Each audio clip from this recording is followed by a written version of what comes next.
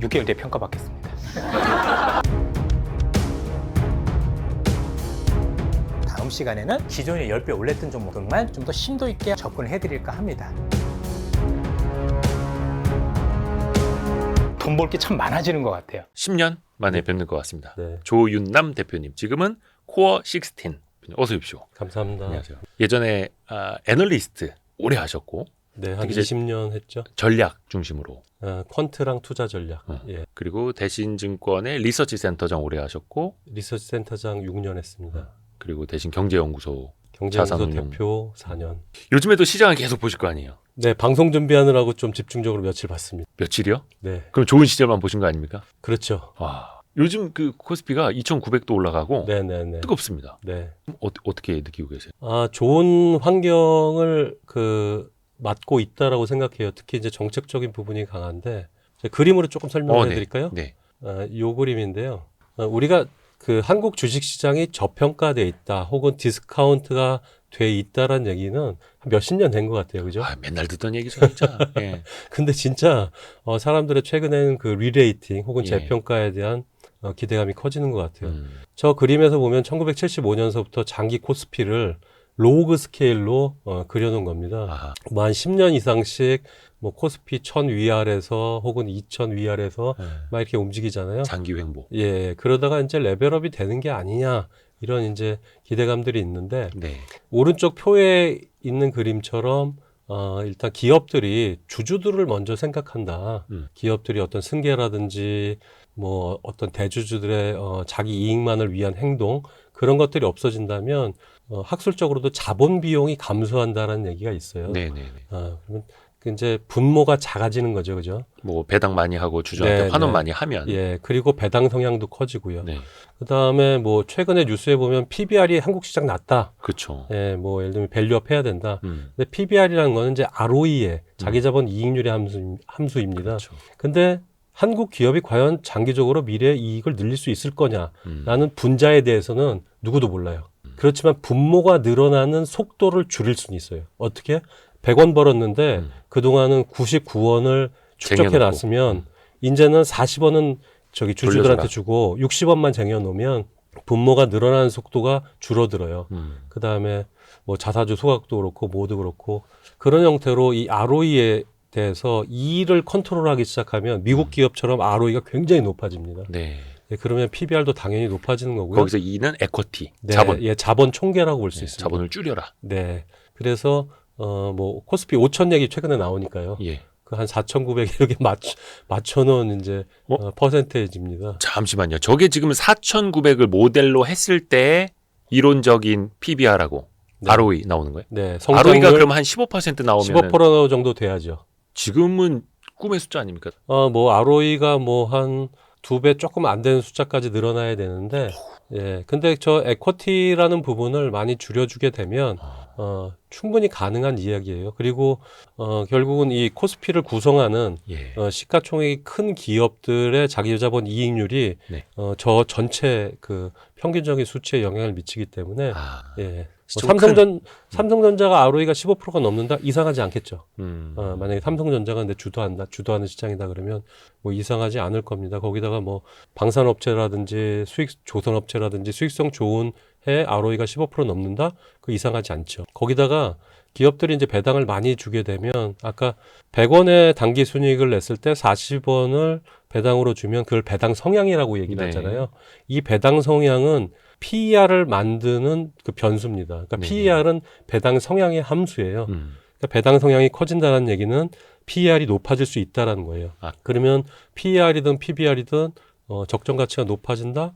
당연히 코스피가 3천, 4천, 5천 거기다가 할인율의 함수인 자본 비용도 낮아질 수 있고. 근데 어떻게 보면은 주주 환원이 선결 조건이네요. 가장 중요하죠. 거기서부터 가장 풀려야 하는. 예, 그렇습니다. 그러다 그러니까 보면은 최근에 상법 개정이다 뭐 그래서 이제 네. 이사의 의무를 강화한다 이런 부분들이 이제 대주주들도 상장을 해놓고 주주들한테 신경을 쓴다 이런 신뢰가 만들어지면 충분히 가능하다고 생각합니다. 기존에는 그냥 상장만 하면 끝나는 네네. 상장 자체가 목표였던 그런 시대였고. 저도 제 친구들이 그 기업 스타트업도 많이 하고 그랬는데 예. 목표가 코스닥 상장인 거예요. 그래서 기업인이 엔터프레너십이 그런 건가? 물론 이제 그분들도 처음에는 아주 순수했겠죠. 예. 근데 워낙 이제 힘들고 고초를 많이 겪다 보니까 마치 그렇게 느껴지더라고요. 제가 많은 기업들, 꽤 여러 기업들의 목표가 코스닥 상장이었구나. 그래도 뭔가 이제는 주식 투자자 1,400만, 1,500만 시대 되고 기업의 의사결정 하나가 우리 국민들 삶에 어떤 영향을 끼치는지가 이제 알려져 있기 때문에 많은 분들도 관여를 하시고 정책에도 목소리를 내고 그러다 보니까 뭐 여야를 떠나서 정치인들도 또 그거를 받아들여서 공약을 할 수밖에 없고 네네. 좋은 시대가 펼쳐질 것 같습니다. 네. 너무 기대가 큰가요? 옛날에는 하도 실망을 많이 해가지고. 기대가 계속 이렇게 축적이 돼야 되죠. 그래야 세상이 바뀌죠. 이 그림은 뭐냐면요.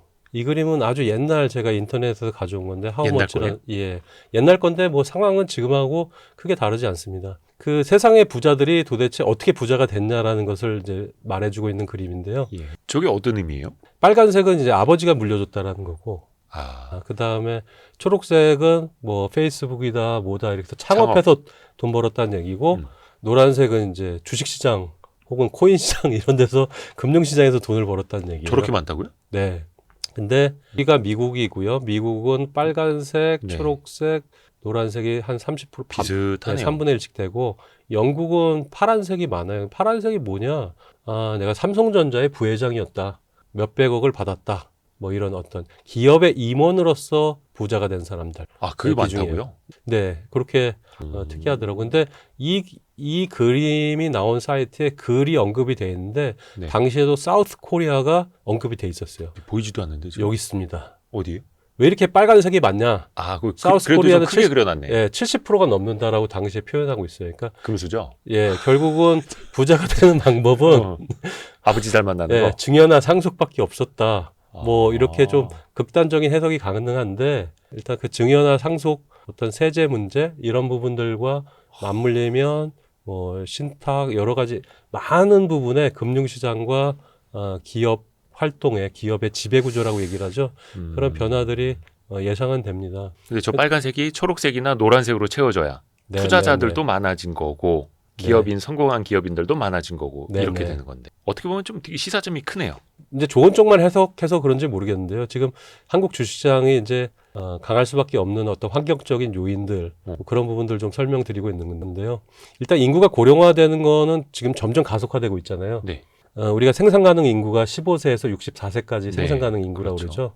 이 사람들이 많아야 GDP 성장률이 보통은 이렇게 올라가요. 예. 근데 이제 이 사람들보다는 이제 나이 드신 분들 더 많아지잖아요. 초고령 사회니까. 예. 뭐 지하철 타보면 엄청납니다. 그래서 이제 GDP 성장률 자체는 낮아지고 안정화된다 하더라도 왜냐하면 젊은 사람들은 자기가 벌어들인 것보다 더 많이 써요.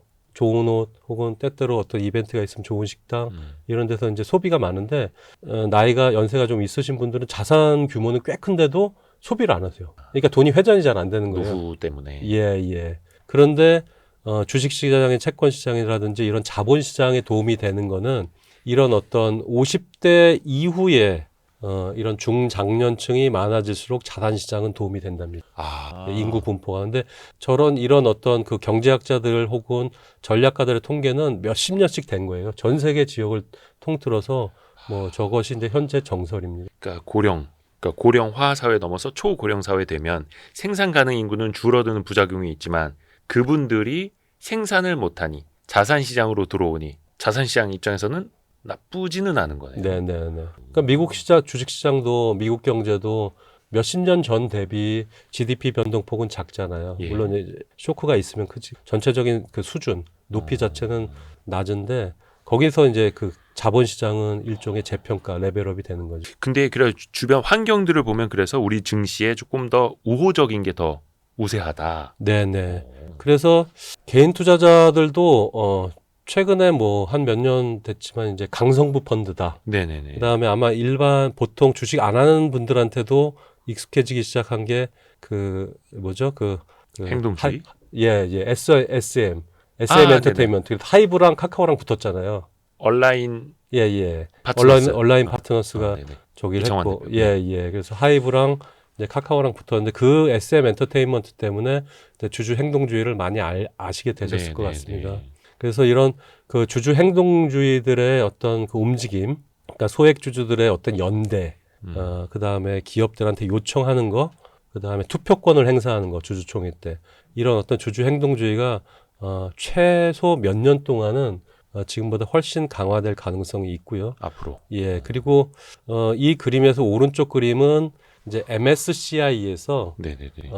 ESG를 평가하는 평가 모형에 들어가는 점수를 매겨요. 네네네. 근데 이제 E는 환경이고 S는 사회고 네. G는 뭐 이제 기업의 지배구조. 지배구조다, 의사결정 구조다, 뭐 이사회 같은 거다, 혹은 배당을 얼마 주냐 이런 거다라고 보면 이 G의 비중을 최소한 30%, 33% 이상으로 해야 되는데 업종별로 그 G의 비중을 다르게 해야 된다. 근데 가장 높은 업종이 뭐라고 되어 있습니까, 대표님? 가장 높은 비중이요? 예, 저 가장 글자가 너무 작은데 예, 망원경으로 그러니까 봐야 될 것 같아요. 지배구조가 가장 중요한 산업이라고 이제 해석하시면 돼요, 쉽게. 이게 인더스트리얼스라고 그래서 산업재 산업재. 업종인데 인더스트리얼스는 뭐냐면 조선, 기계, 해운, 항공, 건설. 아, 거기가 진짜 지배구조가 중요하다. 예, 그것을 산업재라고 합니다. 조선, 기계, 해운, 항공, 건설을. 그거는 근데 뭐 왜 회장님 왜 마음대로 할 수 있어서. 아니 그 산업은 이게 주기가 길어요. 아, 왜냐면 배 슈퍼사이클. 한 번 수주해가지고 배 맞는데 몇 년 걸리잖아요. 그렇죠. 슈퍼사이클이다. 예, 예. 그 다음에 뭐 아파트 우리나라 뚝딱뚝딱 있지만 어.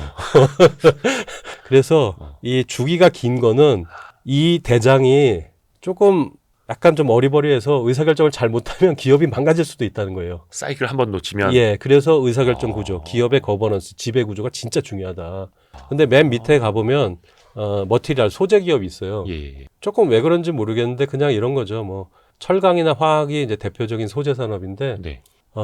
사이클을 맞출 수도 없고, 왜냐면 사이클을 맞춘다면 수요와 공급의 곡선이 늘 이렇게 안정적일 거예요. 근데 사이클이 있잖아요. 업황이란 게. 그거는 이제 수요랑 공급을 늘 엇박자나서 그렇거든요. 어렵죠. 예, 그러니까 공장 왕창 지어놓으면 나중에 불황이 오고, 예? 막 호황 때는 예를 들면 그 생산 캐파가 딸리고, 막 이런 것들이 이제 반복되는데, 그럼에도 불구하고 철강이나 화학은 국제 가격에 의해서 결국은 우리의 업황이 결정이 되기 때문에 이런 의사 결정이 조선기계, 해운항공, 건설보다는 조금은 덜 중요해도 된다. 뭐 이렇게 제가 해석하고 있습니다. 저 비중을 보면서. 저거는 이제 그쪽 섹터 투자하시는 분들 입장에서는 또 이제 유심히 중요하죠. 보셔야 되는 거고. 예, 사이클이 긴 회사의 이사회랑 의사결정을 누가 하냐.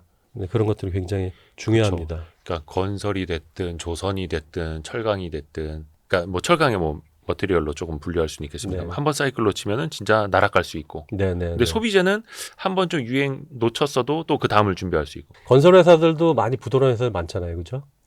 의사결정 한 예, 방에. 거기다가 조선소도 뭐 옛날에 성동조선이다 뭐다 굉장히 불황 기간이 길잖아요. 예. 거기다 해운사도 몇 개 뭐 합병되고 넘어지고. 없어지고 그랬죠.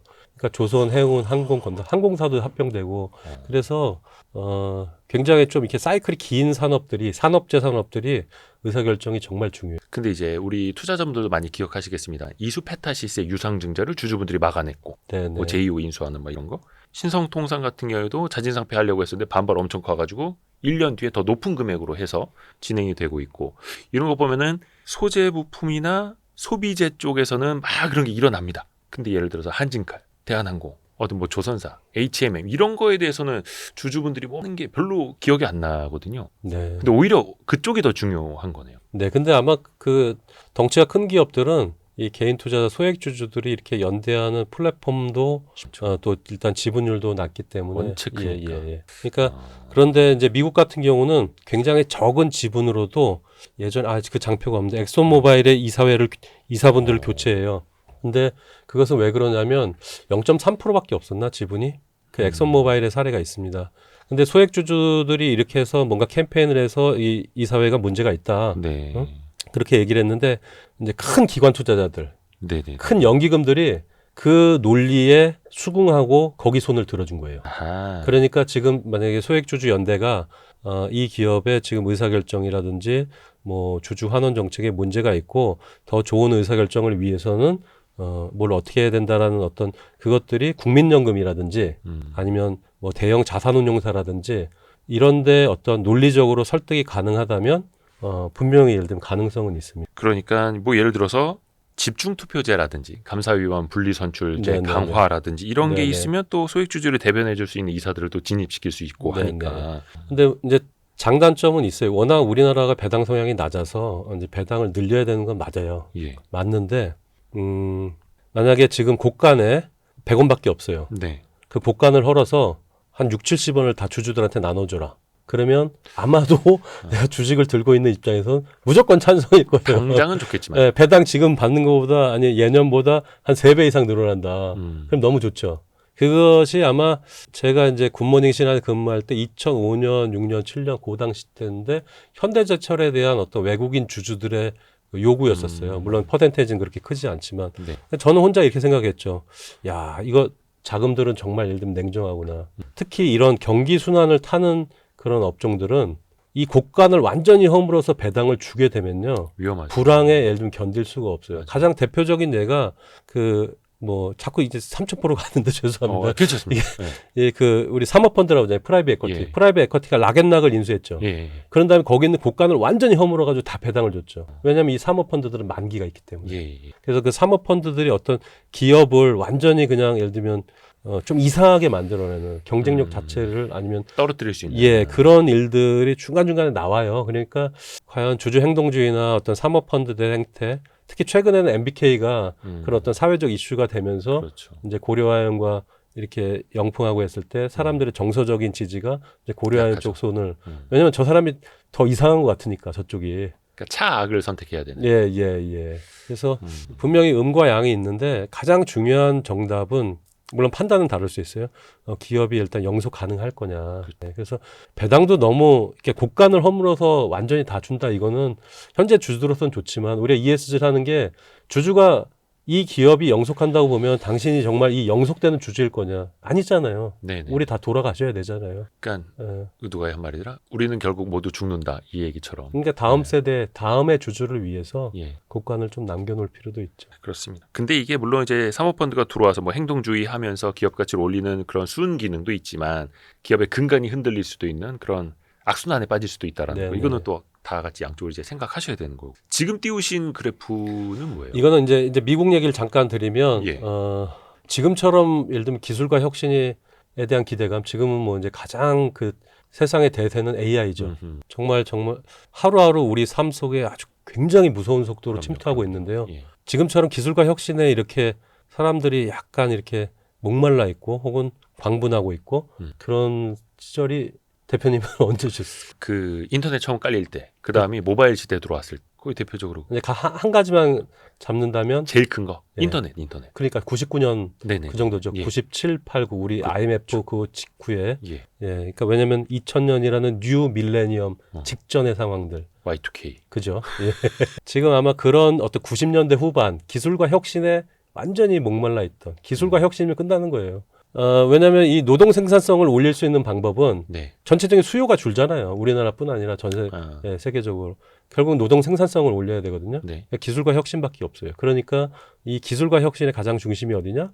역시 원탑은 미국이다. 그러니까 미국은 뭐 같이 비싸나 싸던 그냥 가는 거예요, 그냥. 이런 식으로. 원체 생산성 좋고 네네. AI도 거기가 네. 다 본진 네네. 깔려 있고 하드웨어든 소프트웨어든 네네. 어쩔 수 없다. 네. 자, 아까 이제 PER 이야기 잠깐 말씀드렸잖아요. 예. 근데 아까는 페이아웃, 그러니까 배당 성향에 대한 이야기를 통해서 한국 주식시장이 더 올라갈 가능성이 있다. 장기적으로 뭐 그렇게 말씀드렸는데 이 그림은 제가 만든 그림이지만 저 스스로도 너무 멋진 해석이다. 이렇게 저 혼자 그냥 생각하고 있어요. 아이언돔입니까? 예, 그렇죠. 이 포물선이 중요한 거예요. 포물선이. 요 가로축은 미 국채 수익률이 지금 10년물짜리가 미국 채권 금리가 한 4.5% 돼요. 예. 그다음에 미국의 소비자 물가 상승률이 2.4% 돼요. 예. 그러면 한 2.1% 정도 되죠. 예. 그럼 2.1%를 여길 찾아보면 딱 이렇게 가가지고 PER이 얼마다 이렇게 보는 거예요. 예. 근데 요 왼쪽의 숫자는 그냥 잊어버리세요. 그러니까 금리가 너무 높으면 내가 10%를 은행에서 빌렸는데 내가 15% 장사할 거리가 없어요. 그죠? 5%는 제가 먹어야 되잖아요. 그렇죠. 10% 빚 갖고. 네. 그러니까 금리가 너무 높으면 경제랑 주식시장이 망가져요. 예. 그다음에 금리가 너무 낮으면 수요가 없어요. 그러니까 내가 낮은 금리에 은행에서 빌릴 수 있을 것 같은데 은행에서 저 사람이 돈을 안 갖고 떼어 먹을 것 같으니까 안 빌려줘요. 수요가 워낙 약하면. 그래서 적당한 금리대가 적당한 물가를 이기는 금리 수준에가 주식시장이 가장 그 멀티플 PER이 높아요. 저 역사적인 걸 예, 정리하신 그러니까 거예요? 대략 한 2에서 4% 요 사이가 일종의 스윗스팟입니다. 골프채로 따지면 공 가장 멀리 나가는 지점. 구간 안에 저기 그 미국이 들어와 있는 거예요. 금리가 너무 낮아도 사실 그때는 뭐 경기가 거의 망가졌다는 뜻일 테니까. 그리고 안 빌려줘요. 망할 것 같고 불안하고 돈 못 받을 것 같으니까. 그러니까. 그러니까 오히려 2에서 4% 정도일 때가 네네, 스윗스팟이다. 실질 금리가. 예. 근데 우리나라 같은 경우는 어떻죠? 우리나라 같은 경우는 국고 만약에 5년이다 그러면 2.6%가 되고요. 소비자 물가 상승률이 1.9%니까 실질 금리가 0.5%밖에 안 돼요. 저거는 이제 실질 금리. 네, 그러니까 PER이 낮은 구간에 있는 거예요. 예, 우리 지금. 예, 대한민국은. 그러니까 대한민국은 뭐 요 상태에 있는 거예요. 그러니까 대한민국의 PER이 더 높아질 여지가 많아요. 그러려면 사실은 뭐 이제 금리 인하랑은 또 다른 문제예요. 이걸 막 섞어가지고 도대체 저 선수 무슨 얘기를 하는 거냐 막 이런. 예. 뭔가 최적의 지점을 찾으려고 하는 걸로 보이기는 한데. 네, 우리나라는 그러니까 아직 되게 그 PER이 낮은 상태예요. 그러니까 어떻게 보면은 우리나라는 지금보다 실질 금리가 더 높아져도 생산성이나 네네. 아니면은 뭐라 해야 될까 경제 성장률이 조금 더 회복이 되어야 네네. 쪽이 너무 우리는 왼쪽에 있으니까 예, 우측으로 예. 갈 수 있다. 예. 이런 걸까요? 그러니까 미국 주식시장이 지금 뭐 PER이 뭐 27배다, 25배다, 그게 비싼 게 아니라고요. 예. 그러니까 우리가 계속 S&P 500이나 나스닥이나 20배 중후반의 PER, 그 시장 자체가 네네. 너무 비싸다라고 하는데 역사적 평균이 보통 한 19배 미만이었으니까 역사적 평균 대비 한참 올라가 있다. 과거보단 비싼 건 맞지만 네네. 현재나 미래를 봤을 땐 네. 비싼 건 아니다. 네, 거기다가 이제 케이스 그 저기 실로 교수님 같은 경우는 인플레이션을 고려한 PER을 얘기하잖아요. 그거 대비로도 비싸다. 뭐 이런 말씀들을 하실 수 있는데요. 아까 말씀드린 것처럼 기술과 혁신에 목말라 있는 지금 어떤 시장 환경, 거기다가 실질 금리와 주식시장의 PER 간의 가장 적정 구간 이런 부분 때문에 사실은 고평가 그러니까 그 밸류에이션 PER 가지고 고평가 논란을 하는 거는 모르겠어요. 저한테는 별로 설득력이 조금 약하지 않은가 이렇게 생각을 하고 있어요. 근데 우리 시장이 빗대어서 보면 우리는 올라갈 여지가 있다. 뭐 충분히 그것이 뭐 당장은 아니더라도 예. 다만 이제 선행돼야 하는 요건들은 앞부분에도 이야기를 해주셨고요. 자꾸 이렇게 이야기를 들으면 그러니까 조금 헷갈리실 수 있을 거예요. 예, 조금 헷갈리실 수 있는데 우리가 지금 다 같이 이제 금리 인하를 기대하잖아요. 예. 그죠? 금리 인하를 기대했는데 만약에 경기가 되게 나빠서 진짜로 문제가 생겨서 금리 인하를 하게 되면 금리 인하를 하는 초반에는 자산 가격이 좋지가 않아요. 그러니까 특정한 인계점을 뚫고 내려가서 유동성 그러니까 금리 수준이 아주 낮아야 돈들이 이제 돌기 시작합니다. 그래서 2012년, 13년에도 경기가 안 좋았어요. 그래서 금리 인하 이건 한국의 경우입니다. 금리 인하를 시작했는데 2015년서부터 집값이 올랐거든요. 2012, 13은 오히려 집값이 떨어졌어요.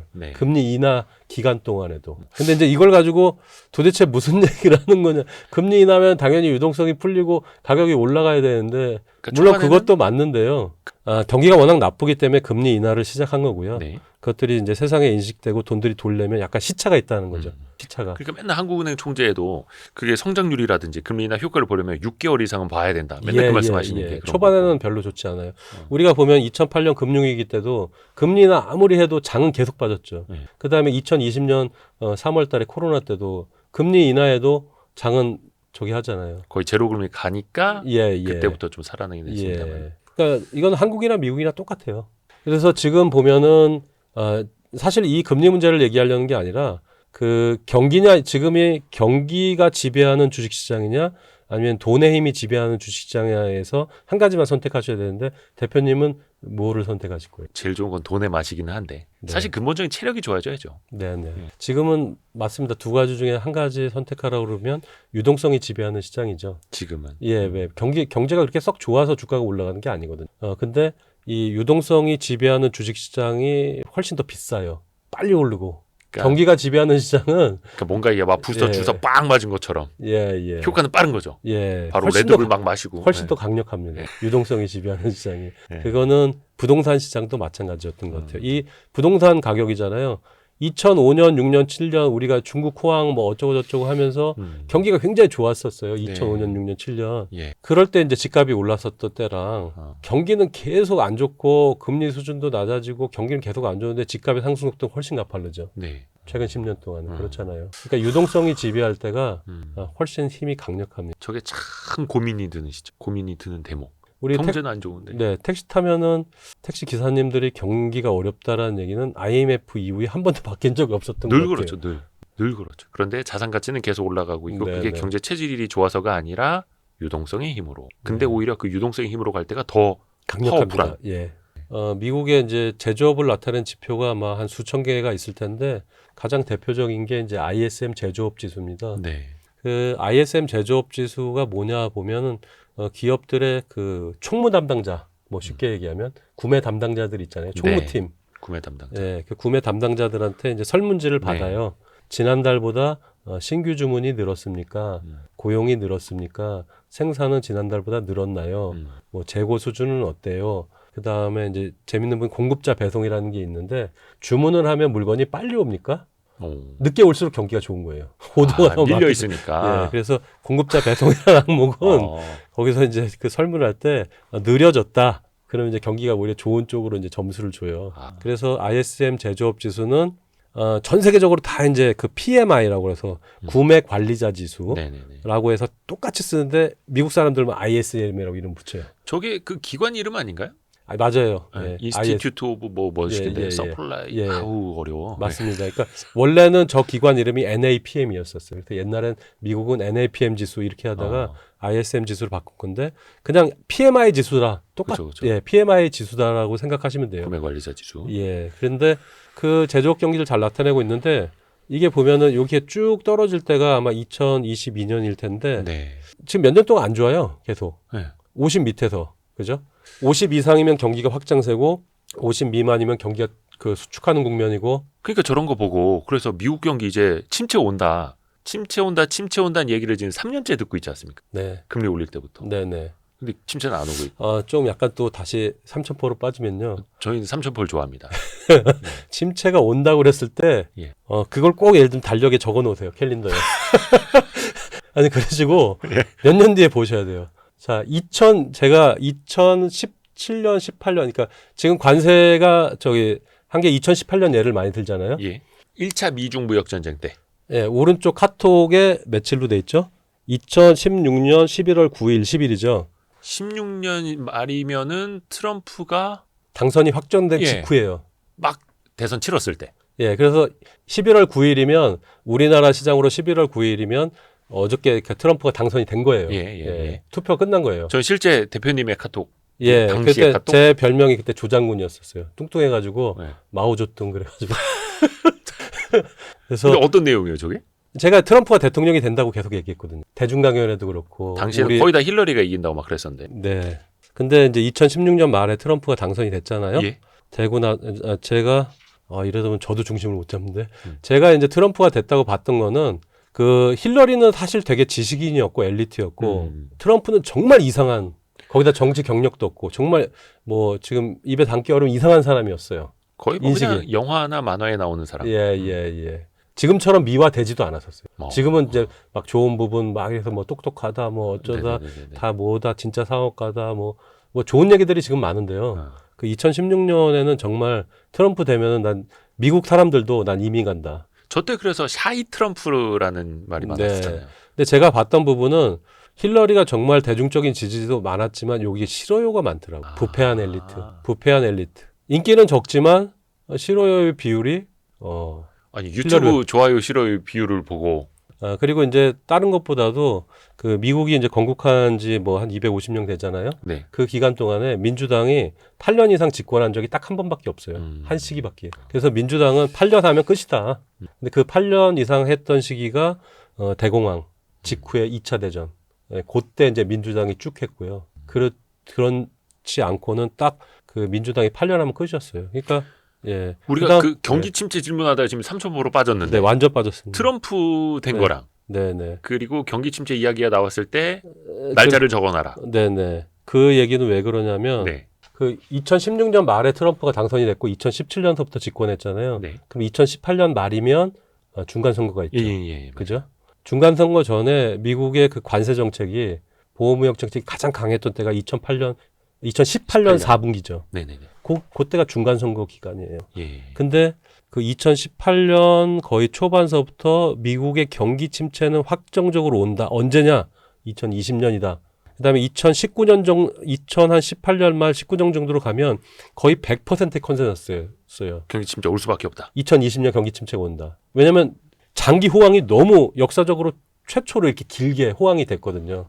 근데 왜 2020년이냐를 그냥 우리가 상상을 해보면 추측을 해보면 2020년 말이 대선이고 트럼프의 임기가 끝나는 적이었었어요. 그리고 결국은 이 관세 정책이 결국 경제에 영향을 미친다. 네. 그러다가 2019년에 넘어가면서 중국 경제도 안 좋아지기 시작해요. 예. 그러면서 미국에서 금리 인하를 해요. 맞아요. 이제 살아나나 보다 경제가. 예. 그래서 2019년 여름을 지나면서 경기 침체 얘기는 다 들어갔어요. 아무도 자기가 경기 침체 얘기를 했다는 사실조차도 까먹고 있었어요. 그런데 2020년에 경기 침체가 왔는데 코로나였고. 코로나 때문에 온 거죠. 근데 시점은 이상하게 시기는 어떻게 맞긴 맞았어요? 네. 2020년 경기 침체 왔잖아요. 예상치 못한 코로나 때문에 온 건데. 네네네. 모르겠습니다. 그게 만약에 없었으면 어땠을까? 물론 의미는 없습니다만. 네네. 그래서 이 경제가 이렇게 깔아앉다가 항상 이렇게 뭔가를 이제 점을 찍는 거는 자연재해나 외부 그런 요인. 지정학적. 사실 2000년 IT 버블 정점 이후에 네. IT 버블이 TMT 버블이 붕괴되면서 경기가 계속 나빴잖아요. 네. 거기에 바닥을 탁 찍은 사건은 뭐였죠? 2001년 9.11이었죠. 그렇죠. 예. 생각해보니까 그렇고. 네네. 거기다가 2011년 3월 달에 일본의 대지진이라는 부분도 네. 시장의 어떤 바닥을 잡는 그런 일들이 우연의 일치인지 모르겠는데 그렇습니다. 그러니까 이게 경제 자체는 올 것 같은데 왜 안 오지 하는데 외부의 요인이 빵 터지면서 그게 더 큰 시너지를 가져와서 위든 아래든 그냥 막. 근데 사람들이 다 잊어버려야 돼요. 경기 침체 내가 언제 얘기했지? 아니면 기억도 안 나는. 그래서 그런 상황에서 이제 저쪽에서 누가 자꾸 경광등을 볼 때 아유 짜증나게 왜 저래 그러다가 잊혀질 때쯤 그게 그냥 눈앞에 확 와 있는 거네. 뭐 몇 번 그랬던 것 같습니다. 근데 그거는 또 뭐가 될지 모르는 거니까. 블랙스완이 그래서 네, 그런 네. 표현이 나왔던 거고. 이번에도 그러면은 지금은 내년 말 정도? 내년 하반기? 그때쯤이면 이제 사람들이 2023, 22, 23, 24년 내내 적지 않은 전문가들이 경기 침체 온다라고 했던 것 잊혀질 때쯤. 네네.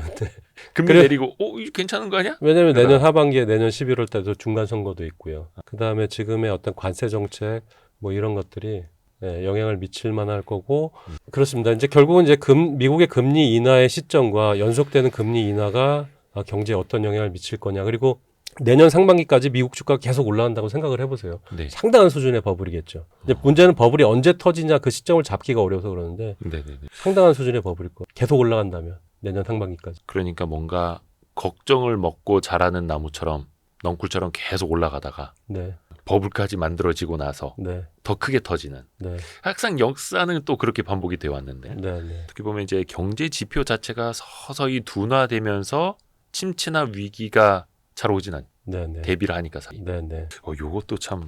그리고 이 신기합니다, 그림에서 보시는 신기해. 것처럼 밑에 있는 그림은 주택 시장이에요. 요렇게 아마 이렇게 쭉 내려갔을 때가 아마 2022년일 겁니다. 저도 밑에 숫자는 안 보여요. 그냥 제가 감으로 정한 건데 예. 몇 년 동안 주택 시장 되게 안 좋죠, 미국. 예. 그래서 고용, 생산, 소비, 주택 뭐 여러 가지 어떤 경제를 구성하는 큰 이 덩어리들 보면은 그나마 미국 경제를 버티고 있었던 거는 소비랑 고용이었던 것 같아요. 그래서 실업률은 다 이제 뭉쳐져서 좀 늦게 후행해서 나오고 주간 단위 실업상 청구 건수. 근데 그 주간 단위 실업상 청구 건수를 가지고 감을 잡아서 이렇게 얼마다 하려면 이제 데이터를 굉장히 많이 보셔야 되는데 주간 단위 실업상 청구 건수가 굉장히 아주 급등했다. 예. 뭐 한 30만 명대로 올라섰다. 그러면 살짝 약간 긴장을 하고 계시거나 비농업 부분 취업자 수 증감이 10만 명 밑으로 한 번 떨어졌다. 물론 그 다음 달에 그 전월 데이터 몇 달 데이터를 다시 수정해요. 네네네. 다시 그래서 수정해서 내는데 그때 8만 명 아니었고요. 11만 명이었어요. 이렇게 나온다 하더라도 10만 명 밑으로 한번 떨어지면 약간 긴장을 하셔야 돼요. 그래서 이제 고용 시장도 살짝 문제가 생기는구나. 그러면 이제 장을 조금씩 경계하기 시작해야 되는 거죠. 그래서 고용 데이터 아직은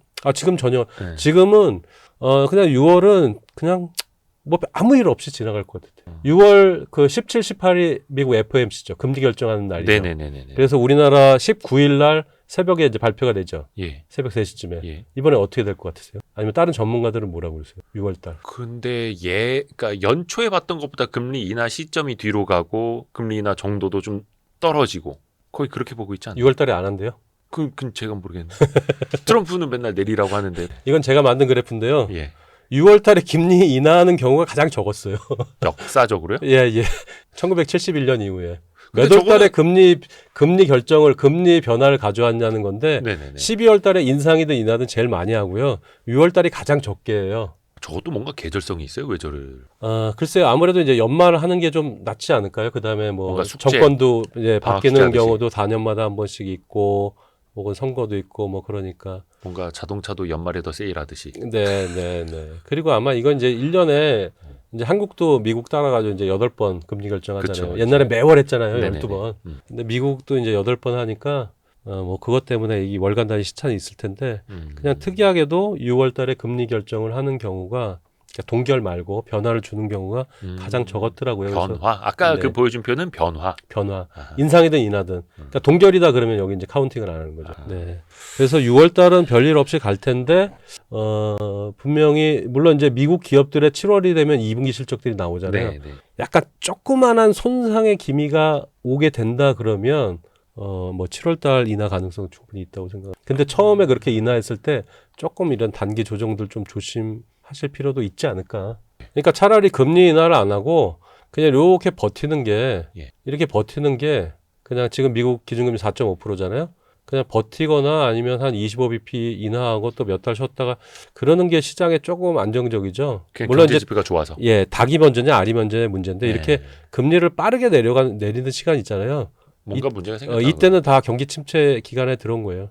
이미. 그러니까 이게 예, 그렇습니다. 그러니까 요때가 이제 2019년 20년의 예죠.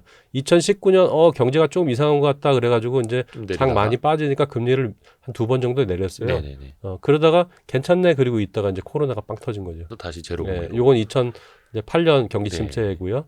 이거는 2000년 이후에 IT법을 깨지면서 경기 침체이고 이거는 이제 90년대 초반에 80년대 후반 90년대 초반에 미국의 저축은행 문제들 생기면서 그러니까 금리가 빠르게 내려갈 때는 뭐 닭이 먼저냐 알이 먼저냐 하여간 경기 침체가 매번 왔어요. 예. 근데 그거는 초반에만 자산시장에 좀 문제가 있었을 뿐. 네, 또 네. 나중에는 아까 그 네, 말씀하신 그 부스터 효과로 네. 유동성의 힘으로 또 나중에 빡 올라갔고. 예.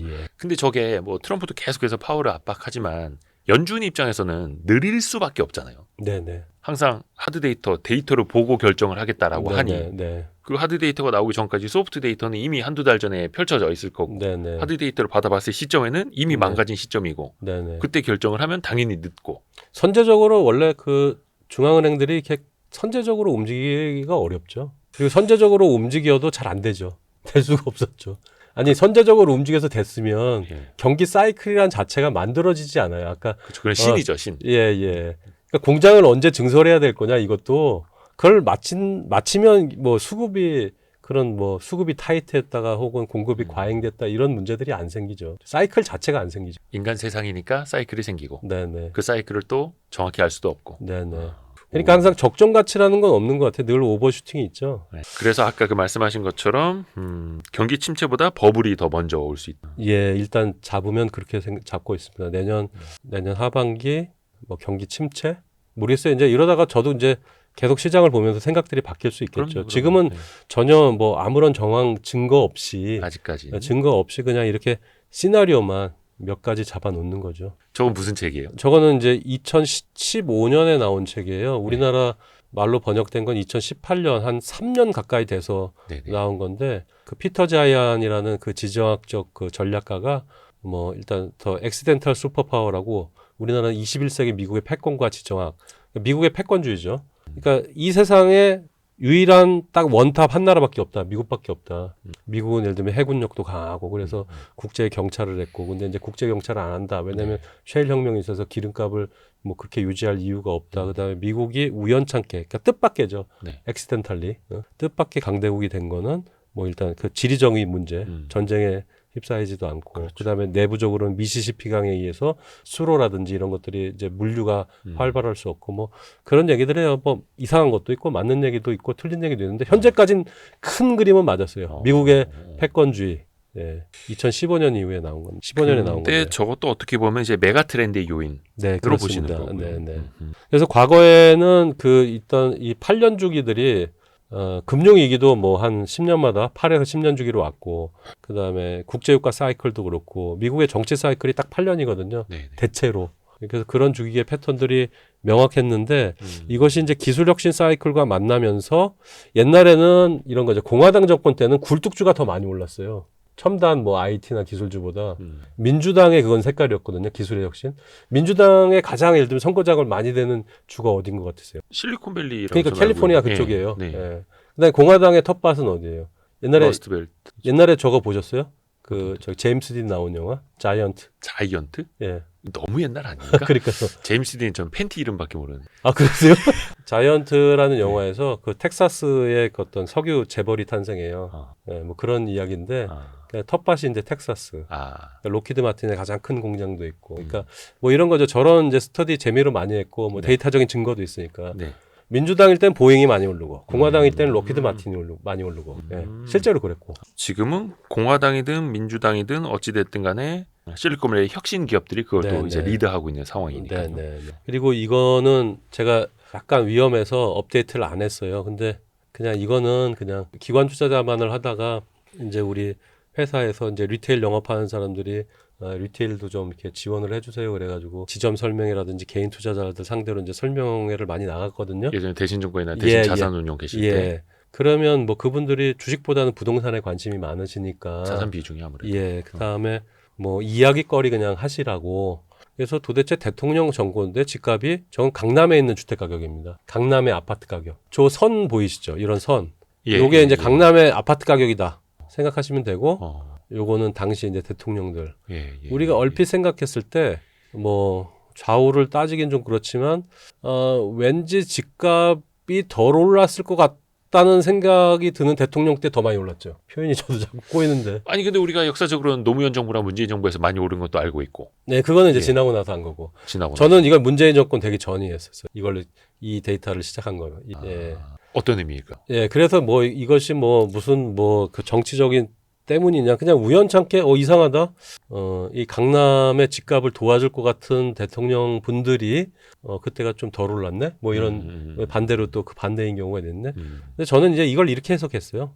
아니 공화당 때 많이 오른 거다 그냥 우리 한국 대통령이 아니라 예 그래서 좀 이걸 가지고 네. 뭐 약간 이 정치색이 굉장히 강하신 교수님이 No. 이제 아침에 보면은 뭐 경제학자들서부터 저는 그냥 뭐 경제 박사도 아닌데 그냥 리서치 증권회사 리서치 센터에 잠깐 있었다는 그 저기로 그냥 네. 경제학 박사님들 대상으로 강의도 많이 했어요 아침에. 예. 근데 저거 보시고 어떤 교수님이 이제 정치적 성향이 굉장히 강하셨는데 나 이거 사용하겠다.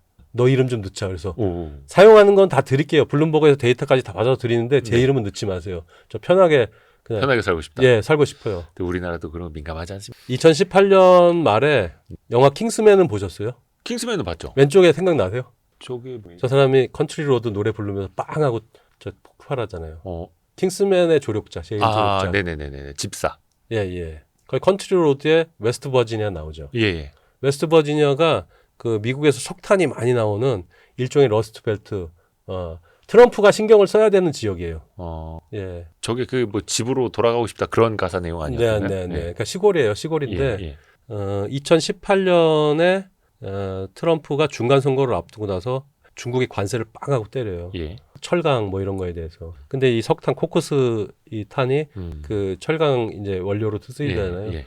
그래서 아마 중간 선거 전에는 지금 만약에 이제 관세 협상이 되고 막 이렇게 조용하다 하더라도 또 내년 말에는 또 빵빵 이렇게 때릴 수 있어요. 중간 서로가. 선거 앞대고. 예. 서로가. 트럼프가 중간 선거 때문에. 트럼프가 더 중국에 대한 관세 도발을 더 높일 수 있다. 그렇죠. 예. 그럴 가능성이 있습니다. 근데 이거는 결국은 2018년 4분기에 이렇게 하다가 결국 유야무야 되고 합의됐죠. 예. 그 당시 어찌됐든 합의는 했어요. 근데 요거는 과거에 공화당 정권 때 부시 정부 때도 그 관세에 대한 부분을 건드렸었어요. 중간 선거 직전에. 부시 때도. 예.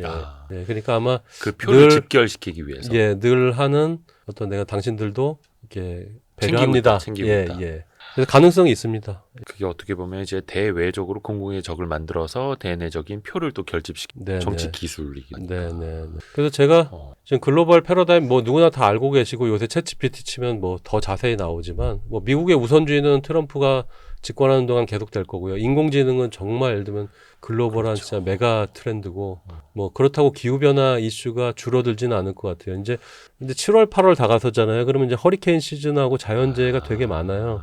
근데 뭐 그러니까 이상하게 생각하지 마시고요. 뭔가 자연재해가 있을 때는 거기에 주식 투자의 기회가 반드시 있을 거다라고 생각해낼 수만 있다면 돈을 벌 수도 있어요. 그러니까 1월 7일 날이었나 캘리포니아 산불 왔죠. 네. 산불이 캘리포니아에 되게 자주 와요. 거기 그쵸, 나무. 거기는 건조하고. 그러면 매번 빠지는 주식이 있어요. 저희는 그걸 찾아냈고요. 그것을 이틀 뒤에 알아도 빠지는 주식이. 하락하는 주식. 그거는 저희는 그것을 며칠 뒤에 알아도 상관없어요. 그래도 그 우드 수익에- 데크 만드는 회사 뭐 이런 회사 아니고? 전력회사 같은데, 예, 전력회사 뭐 그런 것들이 있는데, 그래서 그런 그러니까 이제 노아라고 NOAA라고 네. 그 미국의 이제 허리케인 그 정보를 이렇게 제공하는 데가 있어요. 네네네. 일종의 미국의 뭐 기상청 같은 데인데, 근데 올해는 과거 몇십 년 역사보다 더 강한 태풍이 온다. 이러면 이제 뭔가 이벤트가 터질 가능성도 있겠구나. 예전에 2005년 8월이었나요? 그 멕시코만 뉴올리언즈에 있는데 태풍 카트리나가 왔었죠. 네네네네. 예. 카트리나가 뭘 했냐면 뭐 정유 예를 들면 값도 올렸고 뭐도 했지만 캘리포니아의 에틸렌 가격이 연결이 돼요. 우리가 과거에 보면 2011년인가요? 7, 8월인가? 태국에 홍수가 크게 났어요. 예. 근데 거기가 주식시장과 무슨 상관이지? 하드디스크 드라이버가 폭등했어요. 태국 예. 기상 태국이요. 이변 때문에 네네. 하드 디스크 드라이브를 태국에서 만들어요? 거기서 최대 생산지예요. 그 한 작년, 재작년 코코아 가격이 급등했죠. 네네네네. 코코아 최대 생산지가 어딘지 아세요? 코트디부아르 거기에요. 코트디부아르. 예. 코트디부아르면 아프리카. 예, 우리 축구 선수 때문에 맞아. 축구 선수 때문에 아마 맞아. 알고 계실 거예요. 그 가나 유명한 초콜릿. 선수 있죠. 코트디부아르 예. 거기서 이제 그 기상 그런 것 때문에 작황이나 드록바. 드록바. 예. 좋지 않아 가지고 그렇게 된 거니까 모든 자연재해는 뭔가 이 서플라이 체인 공급망과 연결이 돼 있어요. 이게 되게 비정한 이야기이긴 한데 또 지금 엄청 더워지고 있고 6월 들어섰고 또 여름 되면 특히 이제 자연재해 많고 근데 이게 어찌됐든 간에 경제 사이클을 변화시키기도 하고 그 사이에서 피해주도 있고 수혜주도 있고 냉정합니다. 네, 그 다음에 이제 이게 자연재해 때문에 경제에 타격이 크잖아요. 2005년 8월처럼 그럴 때는 경기부양책이 굉장히 강하게 들어가죠. 정부에서. 그러면서 오히려 장이 한번 이렇게 눌렀다가 다시 리바운드나 부스팅되는 효과가 강할 수도 있고요. 우리로 따지면 지난번에 13조 8천억 원 추가 경정 예산 중에 네네. 상당 부분이 산불 피해 대응이었고 네네. 이런 것처럼 네네. 근데 미국은 규모가 훨씬 더 클 거고 네네. 그게 또 일종의 유동성 효과가 그렇습니다. 근데 거기에 따라서 또 기업들로 따지면 확실히 수혜주 피해주가 또 갈릴 수 있는 거고 네네. 거기다 인구 고령화는 뭐 다들 알고 계신 거고 인플레이션도 이제 과거보단 2022년만큼은 강하지 않겠지만 늘 예를 들면 뭐 시장의 걱정거리 왜냐면 인건비가 비싸잖아요, 다. 네. 예. 인건비가 비싸다는 거는 결국은 우리가 먹는 먹거리서부터 재료값이 잘 낮아지기가 어렵다는 얘기. 예. 그래서 인플레이션 네. 그다음에 이제 복합된 사회적 혼란은 예전에 제가 호주 어디선가 찾았는데 지구 역사상 7세대가 공존하는 세상에 우리는 처음으로 살고 있대요. 근데 7세대요? 예, 한 세대가 보통 40년 얘기하는데 예. 아마 이런 경제적인 거라든지 보는 관점에 따라서 뭐 문화적인 것도 한 20년 주기로 보면 영세를 한 세대로 보면 120살까지 사시는 분들이 이제 꽤 늘어날 거 아니에요. 그럼 7세대 나오잖아요. 그래서 되게 말이 되게 재밌더라고요. 그러니까 소통이 안 되는 게 당연한 겁니다. 세대 차이가 네네. 그러니까 영화 자이언트를 제가 못 알아듣는 모르시는 게 것처럼 당연한 거죠. 제임스 딘 할아버지 살아계셨으면 네네. 이게 세대 차이가 나는 게 사실은 당연한 건데 그게 또 층층이 막 더 많이 세분화되는 거고 또 그런 시대에 우리가 살고 있고 또 네. 앞에서 말씀해 주신 그런 메가 트렌드는 우리가 잊지 말아야 하는 거고 제가 6월 달에 도대체 무슨 일이 있었을까 과거에 네. 주식시장과 관련된 그랬더니 2001년 6월 달에 미국의 법원에서 네. 기업 분할해라. 쪼개라. 누구한테요? 마이크로소프트. 예전에 AT&T가 이제 정부의 개입으로 여기를 기업을 쪼개잖아요. 예. 반독점법. 그래서 이제 저런 것들이 이제 2001년 6월에 판결이 났지만 그 전에 얘기가 나올 때 이 버블이 이제 꺼지기가 쉬운 거예요. 그런 식으로 우리가 만약에 지금 뭐 엔비디아다, 테슬라다, 뭐다 이렇게 대형 기업들이 있으면 누군가 예를 들면 인위적인 개입으로 테슬라 이거 좀 이상하네. 이거 뭐 그러면 이제 약간의 그런 얘기들이 나오면 근데 이제 과거랑은 다르겠죠. 근데 저것도 결국은 나중에 합의가 돼서 결국 마이크로소프트 분할 안 했잖아요. 네. 네. 근데 법원에서는 기업 분할을 결정했어요. 반독점법. 이게 2001년이면은 당시에 뭐 IT 버블에 예, 대한 어떤 시그널 그러니까 수 있었던 거. 2000년서부터 저 반독점에 대한 얘기들이 나왔어요. 그러다가 법원의 최종 의사결정이 나온 건 2001년 6월이었는데 미국 주가가 언제까지 빠진지 아세요? 우리나라는 2001년 9.11 9월 정도가 주가의 바닥이고 반등을 줬어요. 9.11 다음 날 거의 전 종목 하한가 가지 않았나요? 네네. 그러니까 그 당시 때 9월 당시가 바닥이었고 그 다음에 주가가 올라갔거든요. 미국하고 일본 같은 선진국들은 선진 주식시장은 2002년 4분기까지 흘러내려요. 오래. 예. 1년 정도 우리나라가 앞서. 그래서 옛날에 그 메릴 린치의 애널리스트는 이런 얘기까지 했어요. 리포트에도 써 있어요, 제목으로. 코스피 지수는 글로벌 경기의 선행 지수다. 그 탄광 속 카나리아다 막 이런 얘기. 네, 그런 리포트도 있었어요. 이게 어떻게 보면 이제 상징적인 사건이라는 거고. 네네. 6월 것만 지금 아까 다 말씀해 주신 거죠. 네네네. 그래서 이런 걸로 우리가 상징적으로 체크를 해봐야 된다라는 네네네. 거고. 또 가장 가까이에는 또 어떤 게 있을까요? 우리가 좀 신경 써봐야 되는 거. 제일 중요한 건 이제 미국의 금리 정책이죠. 근데 6월 17, 18일은 아무 일 없이 지나갈 거고 이번에는 금리 동결될 거라고 보셨고. 예. 아마 7월 말 정도가 가능성이 높다라고 저는 생각하고 있어요. 그리고 이 FOMC 일정은 꼭 챙겨 보셔야 되고 그 다음에 FOMC가 아니더라도 8월 말이면 전 세계 이제 중앙은행 장들이 모여서 경제 얘기라든지 뭐 그런 얘기를 해요. 네. 그런 것들이 이제 금융시장을 좀 이렇게 변동성을 만들어요. 잭슨홀 미팅도 8월 말에 늘 있는 이벤트니까 그걸 좀 체크해 주셔야 되고요. 뭐 제가 만든 투자자 심리 지수인데 그 코스피에 대한 거, 그러니까 밑에 있는 거 먼저 말씀을 드리면 네. 기관 투자자들이 시장을 보는 관점이 있고요. 예. 개인 투자자들이 시장을 보는 관점이 있습니다. 미국 같은 경우는 그것을 이제 설문조사를 받아요. 그래서 기관 투자자들한테 비중을 얼만큼 늘릴 거예요? 아니면 개인 투자자들한테 지금 장을 좋게 봐요? 나쁘게 봐요? 아니면 잘 모르겠어요? 이렇게 물어봐요. 그것을 이제 서베이를 받아서 설문을 받아서 이제 집계해서 발표하는 기관들이 있어요. 네. 기관과 개인 그 두 개의 데이터를 조합해서 제가 투자자 심리지수를 만든 건데 뭐 앞으로 더 올라갈 수도 있고 그냥 무난해요. 장에 어떤 위험 신호가 없고 한국 시장은 당연히 예를 들면 좋죠. 근데 한국 주식 시장은 그 기관 투자자나 개인 투자자한테 설문을 받아서 데이터를 제공하는 그런 어떤 지배적인 기관이 아직은 없기 때문에 저는 개인과 외국인의 그 수급 데이터로 썼고요. 이 지표를 만드는 방식은 ISM 제조 서비스업 지수처럼 거기서 설문을 받은 거를 확산 지수로 변환시켜서 지표를 만들어요. 제가 뭐 예전에 데이터 분석을 워낙 많이 했기 때문에 그런 식으로 ISM 지수 만들듯이 제가 지표를 만든 겁니다. 그래서 주간 단위로는 한 번씩은 이제 체크해 볼 필요가 있다라고 보시는 거고. 전체적인 이 패턴을 보는 거죠. 여기도 보면은 코스피의 이 패턴이 먼저 선행해서 이제 부러지잖아요.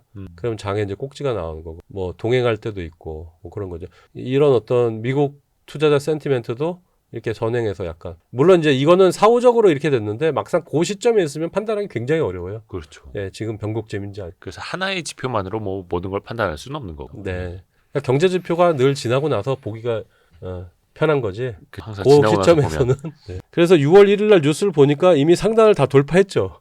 증권사별 코스피 예상 밴드가. 2,800을 봤던 증권사들. 네.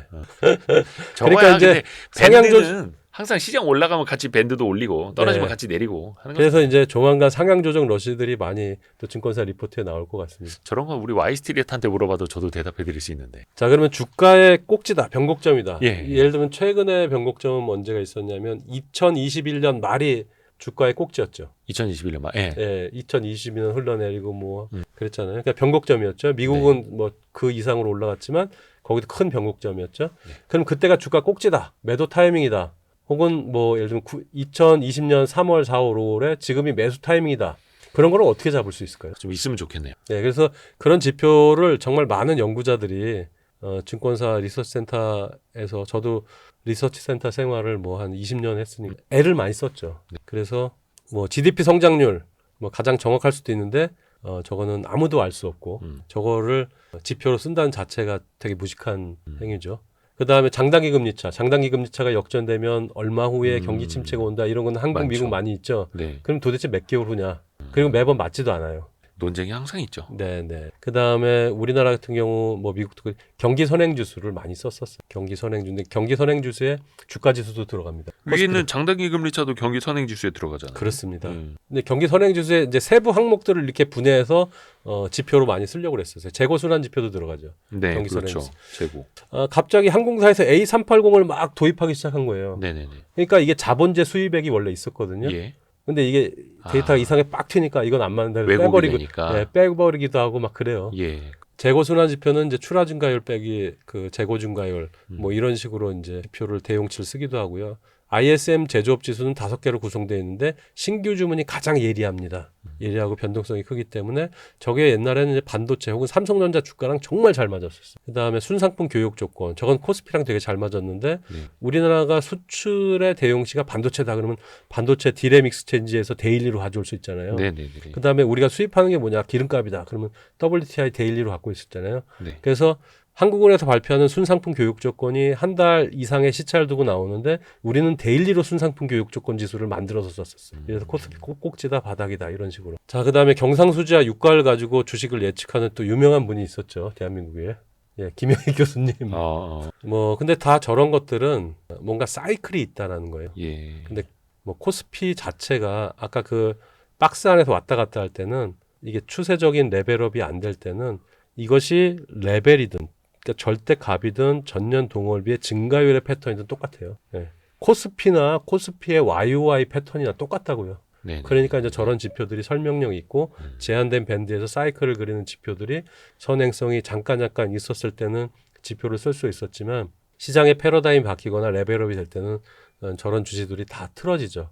거기다가 코스피를 YOY 패턴으로 바꿔서 그것을 예측해내는 거는 조금 더 예리함이 있어야 되거든요. 그래서 지금은 어떻게 보면은 뭐 주식시장을 예견하는 마켓 타이밍 시그널들을 만드는 아니면 연구하는 사람들이 제 느낌으로는 굉장히 급격하게 줄었어요. 근데 저는 뭐 시장을 거꾸로 그렇게 이제 그 일을 뛰어들어서 한 1년 반 됐어요. 지금 다시 코어 16통해서 그걸 하고 계시고요. 네네네. 거기다가 뭐 미국의 주가가 먼저 부러지기 전에는 다우 운송지수를 봐라 이런 얘기도 있어요. 그래서 아멕스 항공지수를 봐라. 아니면 뭐 철도지수를 봐라. 뭐 이렇게. 그렇게 따지면 이제 봐야 할 지표가 한 50만 가지 된. 저도 애널리스트 할 때 미국 경제지표 한 1000개는 기본으로 봤던 거예요. 데이터 작업하는 것도 뭐 100개 정도는 늘 작업을 해요. 한국 지표는 근데 아예 몰랐죠. 한국 지표는 전혀 한국 주시장에 영향도 없고요. 그래서 없었다고, 미국 지표 중심으로 네. 보고 있는 건데. 근데 여기에 대해서도 여전히 답을 찾고 있는 과정이죠.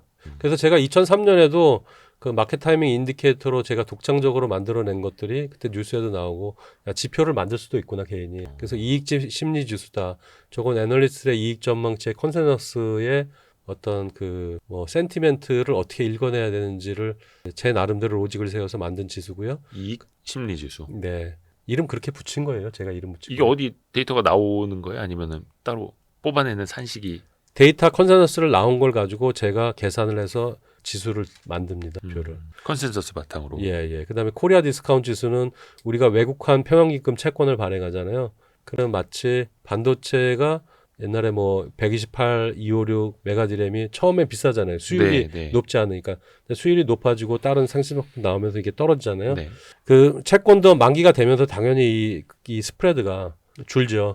그래서 그 외평채 스프레드를 가지고 그거의 어떤 그 변동 요인을 고려해서 코리아 디스카운트 지수를 만들어서 지표의 선행성이 있고 주가가 언제쯤이면 고점을 찍을 것 같다. 뭐 그런 얘기들을 했던 겁니다. 저희가 그래서 코스피에는 저희가 이런 시장의 평범한 어떤 이런 아니 컨벤셔널한 어떤 그런 지표들 빼고 우리가 독자적으로 만든 지표들이 코스피에는 대략 뭐 한 뭐 20개가 넘게 있고요. 30개 되나? 그리고 S&P 500에는 대략 한 50개 정도의 지표를 갖고 있는데 그것들을 또 이제 AI로 조금 합성을 해요.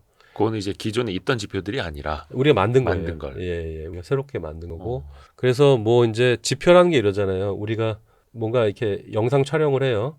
뭐 CT를 찍던 MRI 찍던 그것이 매번 암을 잡아내진 아니면 보통의 종양인데 그것이 악성 종양으로 오판하는 경우도 있고 뭐 그런 미스는 있을 겁니다. 그래서 그것을 이제 타입 1의 에러냐 타입 2의 에러냐 이렇게 얘기를 하는데 일단 그 뭐 대략 한 20개 넘는 혹은 30개 안 되는 그 지표들 가운데서 지금 코스피에서 한 2개 지표가 약간 과열이다 이런 게 나오더라고요.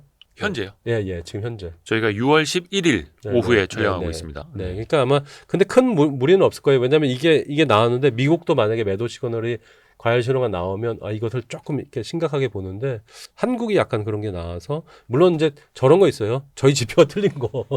예.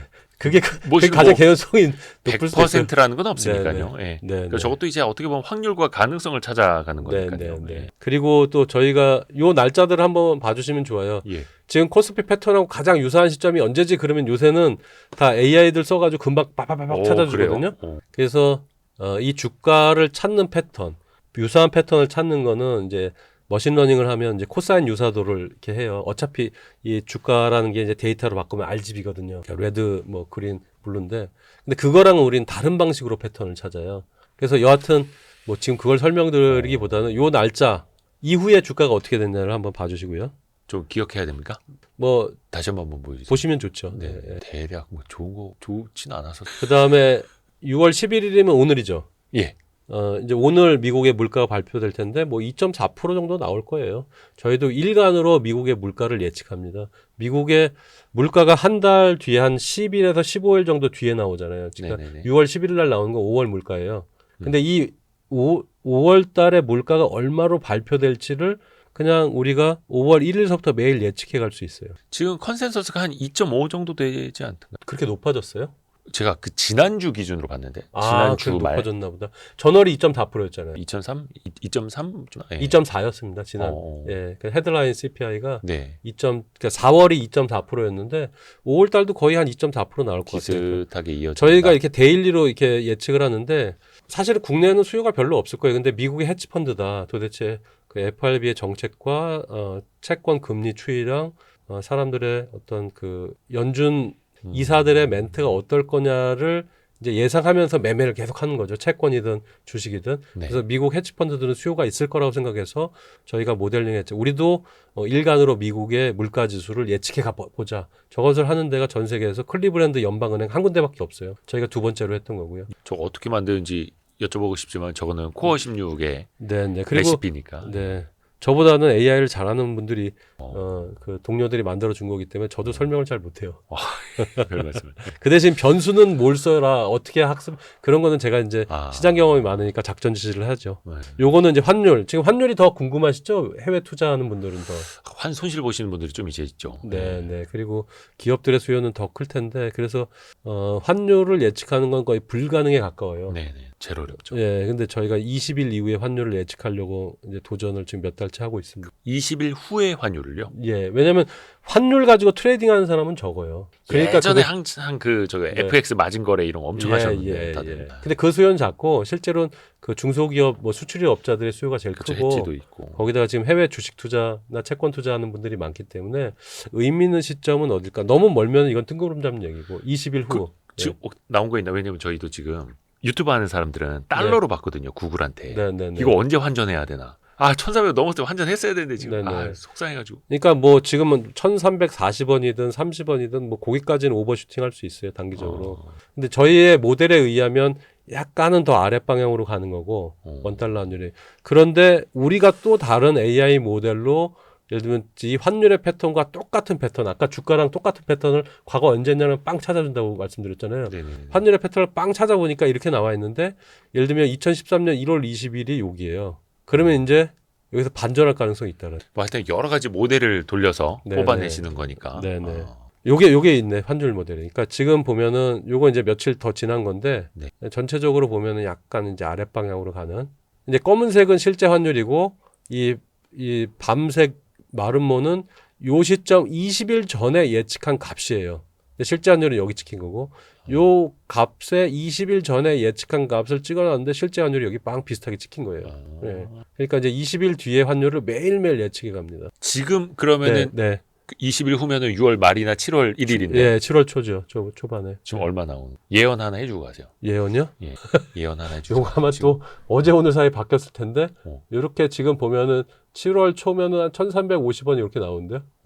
아니 근데 의미가 크지 않은 변동일 겁니다. 저게 맞아도 지금은 의미가 크지 않는 변동이고. 그죠. 뭐 갑자기 뭐 1,400원이나 뭐 이런 예. 거 아니라면. 금융시장의 이슈가 불안 이슈가 별로 없잖아. 환율 변동이 크지 않죠. 근데 저게 또 변수가 들어가면 또 달라질 수는 있고. 네네네. 그래서 매일매일 바뀐다라는 거. 네네. 그래서 이제 원달러 환율에 영향을 미치는 요소들, 뭐 외국인들이 한국 주식을 얼마나 많이 샀냐. 환전해서 사야 되니까. 그죠?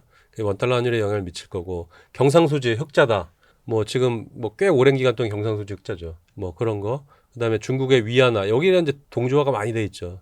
요새는 최근에는 그 태국의 대만 달러까지. 그래서 이 아시아 통화 전체적으로 보면은 다 같은 경제권이라고 볼 수 있거든요. 네. 글로벌 자금들이 볼 때는. 네네네. 그리고 글로벌 자금들이 봤을 때는 뭐 일단은 원화라 하더라도 이것은 마치 달러로 표현된 하나의 상품일 뿐이에요. 그렇게 볼 수도 있잖아요. 그다음에 뭐 이런 것들 달러 인덱스를 좌지우지하고 있는 건 유럽 돈의 가치예요. 그러니까 마치 시소처럼 한쪽이 무거우면 한쪽이 가벼워서 들리는 거예요. 그렇죠. 2008년 금융위기는 어느 나라 사람들이 사고를 친 거죠? 미국이죠. 근데 그때 미국 달러가 무지 강했죠. 예. 원달러 환율이 뭐 1,600원까지 갔으니까. 그 짜증나는. 예. 사고는 미국에서 쳐도. 근데 짜증나는 일들이 되게 많아요. 2008년 금융위기 때도 누가 그런 미국 사람들이 사고를 쳤는데 어떤 산업에 있는 사람들이 사고를 친 거죠? 금융. 금융이죠. 예. 그래서 그때 이제 해고가 막 일어나잖아요. 어. 근데 건설업자들도 같이 막 해고를 해요. 그래서 금융 종사자는 여기 부문별로 이제 종사자 수의 추이를 보면 되는데 금융 종사자 이렇게 줄었다가 나중에 지나보니까 더 많이 늘어났어요. 아. 건설업자들은 못 올라갔어요. 너무 억울하지 돈 않겠습니까? 퍼부어서 금융위기를 이제 네. 뜯어 맞기는 했는데 네, 뜯어 네. 고치기는 했는데 금융산업 종사는 더 많이 늘어나고 네네. 건설산업은 그만하고 회복 못하고 네네. 아이러니입니다. 근데 이런 경기 사이클을 안 타고 아직은 포션이 작지만 경기 사이클을 안 타고 계속 늘어나는 고용이 있는 산업이 있어요. 미국 얘기예요. 계속 고용이 늘어나는 의료, 아, 헬스케어 쪽. 고령화되면서 그다음에 교육 이쪽은 근데 비중이 워낙 작아서 그런데 정말 예를 들면 단 한 번의 사이클도 안 타고 계속 늘기만 하더라고요. 사실 중요한 부분이잖아요. 교육하고 의료는. 제가 그 달러 자산의 투자라는 슬로건을 만든 사람인 거 아세요? 예. 대진증권 내서 예, 예. 그때 그 책자로도 나오잖아요. 책자로도 하고 방송도 찍고 많이 했죠. 맞아요. 예. 유명했습니다. 그게 몇 년도예요? 2014년에 이제 아이디어를 제안했는데 론칭이 된 건 2015년 1월 초. 그때 대신증권이 막 그 TV 광고도 하고 그러잖아요. TV 광고도 하고 뭐 하우스뷰 뭐 달러 자산에 투자라 맞아, 저도 맞아, 광고 맞아. 많이 나갔어요. 맞아. 기억납니다. 근데 이게 그 기억나시는 분들은 댓글 써주세요. 근데 이게 전체적으로 뭐 잘못한 부분도 되게 많았고요. 근데 이것을 너무 잘 이해하려고 하면 리테일에서 그것을 너무 완전하게 이해하고 손님들이 이렇게 질문하는 거에 완벽하게 대답을 하려다 보면 꼬여요. 그러니까 이게 처음에는 컨셉이 이렇게 잡아놓은 게 있는데 나중에는 미국 자산이냐 달러 자산이냐 둘 중에 하나 정하라는 거예요. 잠깐만요. 미국 자산이냐 달러 자산이냐? 한국 자산이냐 원화 자산이냐 뭐 이런 느낌입니까? 그렇죠. 그러니까 제일 좋은 방법은 달러 자산을 뭘로 갖고 있겠어요. 달러. 미국 주식으로 갖고 있었으면 대박이 났겠죠. 네, 2015년 14년 말서부터 갔으면 그렇죠. 네네네. 예? 네. 근데 그것을 달러로만 들고 이걸 환전으로만 생각하세요. 그게 이제 문제였었던 거예요. 달러 자산이라고 했는데 달러를 갖고 있었. 그게 그럼 안 문제인 되죠. 거예요. 그럼 안 그게. 되죠. 예. 그래서 이게 참. 예. 그러니까 자꾸 전망도 원달러 환율이 매 돈이냐 자꾸 이런 식으로 유도하려고 그러고 그러니까 이게 저한테도 안 좋았고 투자자들한테도 안 좋은 경우가 생길 수 있는 거예요. 그래도 이제는 좀 금융에 대한 이해도가 높아지셔서 달러 자산이라고 하면 달러 표시 자산으로 이제 지금은 이해하지 않나요? 지금은 아마 그 코로나 이후에 개인 투자자분들이 많이 늘어서 지금은 그때랑은 많이 수준이 다르실 것 같아요. 11년 또 이것도 전- 많이 보시고 하니까. 그렇죠. 11년 전과는 그 네. 당시에는 와이스트릿이 없었거든요. 네네. 그래서 결국은 여러 지표 좀 막 나오다가 결국은 야 투자는 감이야 이렇게 되는 거 아닙니까? 스윙은 감이야 하루에 1,000번씩 네네. 휘둘러 네네. 이렇게 되는 거죠. 스윙은 장비빨인 것 같습니다. 장비팔이고. 근데 그게 또 그만큼의 훈련과 또 데이터 이게 또 연습이 되어 있어야 된다는 뜻이고. 장비가 중요하다고 우리도 투자 시장에서 장비를 만드는 회사니까. 우리도 골프채를 만드는 회사니까. 골프채 만드시는. 투자 지표 언제 사라 팔아라 매도 마켓 타이밍 시그널 만들죠. 그 다음에 포트폴리오 종목군들 만들죠. 그러니까 일종의 골프 인더스트리 산업이라고 보면은 장비 같은. 골프채나 골프 공을 만드는 회사인데 골프채도 드라이버도 있고 뭐 7번 아이언도 있고 다 있는데 그걸로 이제 사용법을 알려드려야죠. 사용법을. 장비만 이렇게 덥석 갖다 드리면은 그걸 잘 사용 못 하세요. 근데 우리가 어차피 선수가 될 수가 없어요. 실력이 또 늘 수가 없어요. 그만한 엄청난 시간을 투자해야 되니까. 그러니까 장비빨로 약간은 메이크업이 되거든요. 그러니까 투자 시장에서도 장비만 잘 고르면 지금보다는 훨씬 더 전투를 게임을 아. 즐길 수가 있고 잘하실 수 있어요. 그래서 그거를 코어 16에서 하고 계시는 거고 조인남 네. 대표님이. 종목을 좀 몇 가지 말씀드릴까요? 추천 종목은 아니에요. 진짜? 네. 이거 제가 부탁드린 거 아닌데. 그냥 하지 마요. 아니 컨셉이 안 맞아요. 굳이 안 할 필요는 없죠. 저만 알고 편집하면 되니까요. 그래요? 농담입니다. 또 우리 구독자분들이 보여드려요. 근데 책임은 안 집니다, 여러분. 투자는 모든 건 이제 본인 책임이니까. 네네. 예. 저도 그냥 데이터로 뽑은 거기 때문에 그냥 추천 종목이 아니다라고 생각해 주시면 마음이 편하죠. 네네. 그냥 퀀트 기반, AI 기반으로 종목을 선정한 거고요. 바퀴벌레 효과란 말 들어보셨어요? 그 한 마리만 보여도 사실은 네. 수백 수천 마리가 있는 거다. 그 무슨 초등학교 교과서에도 나오고 그 방송 프로에서도 저게 마치 보편적인 상식처럼 이렇게 나온다고 그러더라고요. 2003년에 제가 증권사 리포트에 제가 대한민국 처음으로 쓴 거예요. 네, 2003년에 쓴 말이에요. 근데 저게 증시랑은 어떻게 이어지는 거죠? 원래는 저게 아주 구석에 있는 잘 찾기 힘든 그 월가의 용어였었어요. 악재에 쓰이는 거예요. 그러니까 뭐 이런 어떤 옛날에 LG 카드다 카드 사태들 있잖아요. 그러니까 뭔가 기업에 약간 나쁜 안 좋은 조짐이 있어요. 그러면 실제로 더 큰 부실이 숨어 있는 거예요. 그러니까 바퀴벌레 한 마리 보면은 근처에 소굴이 있겠죠. 집이 있겠죠. 더 많은 바퀴벌레를 볼 확률이 높은 건데 저는 저것을 분기 실적 호전이라는 호재에 쓴 거예요. 기업이 이렇게 기업 실적이 나빠지다가 갑자기 흑자 전환을 하거나 분기 실적 호전이 되면 한 분기로 끝나지 않아요. 지속하죠. 처음에 팔란티어나 테슬라가 첫 흑자 전환까지 얼마나 오랜 시간이 걸렸습니다. 근데 첫 흑자 전환이 됐을 때 그것을 예의주시하지 않았으면 큰 수익을 못 냈겠죠. 그래서 그런 어떤 첫 반전 신호나 바퀴벌레 효과 이런 것들이 좀 중요하고요. 그래서 그런 식으로 이제 종목들을 뽑아내는 게 저의 옛날에 2000년대 초반에 퀀트하는 방식이고 왼쪽에 우리가 보면은 범죄자들을 영어로 하이 프로파일러 뭐 이렇게 표현하더라고요. 근데 대표님이야 이제 그 언론 활동을 많이 하셨지만 유튜버로 인기가 있는 분이 있어요. 돈을 많이 버세요. 네. 근데 은행에 대출을 받으러 갔더니 대출을 안 해준대요. 왜냐면 정보가 없어서 직장을 다닌 적도 없고 근로소득이나 거기다가 금융거래 내역도 없고 그래서 이런 사람들은 이제 로우 프로파일러 정보가 적은 사람들이거든요. 네네. 자, 근데 테슬라랑 팔란티어가 초반에 몇 배씩 오를 때도 미국의 증권사가 100개가 있으면 100개의 증권사 중에서 테슬라나 팔란티어를 몇 개 정도 분석을 했을까요? 처음에 거의 안 했겠죠. 그렇겠죠. 그런 로우 프로파일러들을 찾아야 돼요. 완전 초창. 또 초반에. 그게 그런 컨셉입니다. 로우 프로파일러가. 그럴 때 이제 크게 먼저 들어가서 먹는다라는 거고. 그 다음에 이제 FP는 이제 첫 반전 신호. 전년 동기비로 흑자 전환되거나 전분기 대비로 흑자 전환되는 그런 주식들을 모아 놔야 되는 거예요. 흑자 전환되고 어닝 서프라이즈 하면 주가 빵 뜨잖아요. 네네. 이거 너무 늦었어. 너무 많이 올랐어. 이렇게 생각하지 마시고요. 그런 다음에 분명히 차익 실현이 좀 나오거든요. 근데 나중에 뭐 6개월, 1년, 2년 뒤에 보면은 이 기업은 정말 성장하고 있고 주가는 정말 많이 가 있는 경우가 많아요. 그래서 이 첫 신호들 저거를 제가 가장 크게 이제 뇌리로 바뀌었던 게 작년 1분기 실적 어닝 서프라이즈 나왔던 화장품주들 그 이후로 1분기 어닝 서프라이즈 나오자마자 상한가를 쳤는데 그 뒤로 뭐 한 1년 동안 계속 랠리를 갔죠. 네네. 업황이란 게 한 분기, 두 분기로 끝나진 않거든요. 그 다음에 알고는 있지만 또 실행하기는 어려운 6월이면 맨날 무슨 종목이 오른다. 7월이면 맨날 무슨 종목이 올랐다. 그것들 한번 봐주세요. 그래서 계절성이 과거 이제 이것이 설명 가능한 어떤 합리적인 설명이 가능한 부분이 있고요. 아닌 부분이 있고 그렇습니다. 저게 추천 종목은 아닙니다. 네네. 추천 종목은 절대 아닙니다. 근데 예. 제가 데이터로 뽑아 본 겁니다. 근데 삼성중공업이 도대체 6월 달이면 왜 10번 중에 7번 올랐을까? 우연의 일치일 수 있고요. 저 일부러 글씨를 작게 쓰신 건가요? 못 알아보게 하려고? 아니 저 4개를 붙이다 보니까 저희 시스템에서 뽑아내서 좀 이게 그림이 조악합니다. 그래서 뭐 미국 하시는 분들도 있고 한국 하시는 분들도 있으니까요. 그러니까 뭐 7월이면은 주 한화가 10번 중에 8번 이상 올랐다. 한화 같은 경우. 그래서 한번 보시고 그다음에 현재 수준 보시고 그다음에 앞으로 뭐 전망하는 것들 다른 애널리스트나 아니면 다른 데 보시고 개연성 있네 그러면 여기에 이제 약간 이거 양념 같은 거죠. 저게 그냥 6월 7월에 많이 올랐던 종목이다. 많이 오른 게 아니라 그 안에 매년 6월이면 매년 7월이면 오른 종목. 그리고 거기에다가 뭐 실적 전망치가 더 좋아지거나 이런 것까지 더 덧붙인 거예요? 아니면 그건 아닙니다. 저는 패턴으로만. 매년 6월이면 오른 종목. 매년 6월이면 7월이면 오른 종목. 그것만 뽑아낸 거예요. 이것도 이제 확률적으로. 아니 근데 과거에 몇 번 중에 몇 번 그랬다. 네네. 그거 정도죠. 딱 그렇게 이해하시면 되겠습니다. 네네. 여러분. 그다음에 에고가 강한 사람은 어떤가요? 자아가 강한 사람이 에고가 강한 사람. 자기만의 세상이 있고 자기만의 세계에 빠져서 근데 약간 뭐 능력은 있는 거죠. 그렇죠. 자기만의 자아는 확고히 있어야 되고 네네. 그래서 저희가 이 종목 포트폴리오 이름을 에고라고 붙였어요. 자아 그래서 이게 오를 때는 정말 능력자처럼 화끈해요.